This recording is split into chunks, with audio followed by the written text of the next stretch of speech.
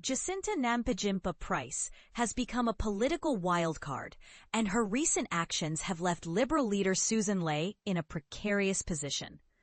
But here's where it gets controversial. Price's outspoken nature, once a powerful asset during the Voice to Parliament referendum, has now turned into a liability that threatens to derail the Liberals' efforts to reclaim the political center. And this is the part most people miss. Her latest comments on migration policy could alienate a growing diaspora community the party desperately needs to win over. When Ley was assembling her front bench in late May, she faced a dilemma with Price. Each of the three options carried significant risks. The first was to keep Price in the shadow cabinet. The second option was to demote her to the backbench, potentially appeasing those colleagues but risking backlash from Price's passionate supporters, including party members and conservative commentators. The third option was to assign her a less prominent role in the outer shadow ministry, hoping she'd stay out of the spotlight and trouble. Ley chose the third path, perhaps optimistically expecting the best, but within hours, Price was back on her favorite platform, Sky News, publicly criticizing Ley's decision and questioning the merit of some frontbench appointments. This swift rebuke made it clear. Price had no intention of toning down her combative, right-wing brand of politics. Her recent comments about the Albanese government's migration program favoring certain countries, specifically targeting the Indian community, have sparked outrage. Here's the bold truth.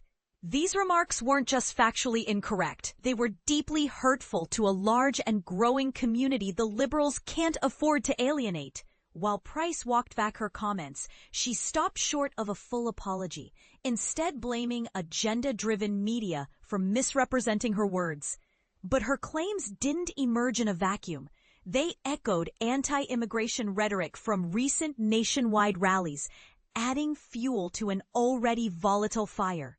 Ley and senior Liberals scrambled to contain the damage, denouncing Price's comments and reaching out to the Indian community. But the fallout didn't stop there.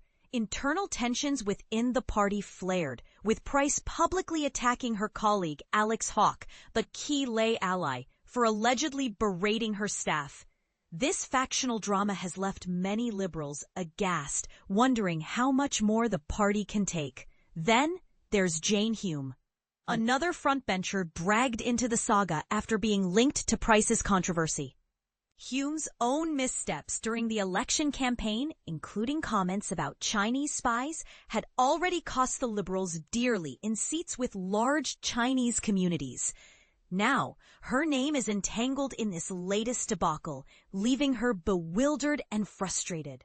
Price's refusal to apologize to Indian Australians, instead demanding an apology from Hawke for his alleged conduct, has only deepened the rift.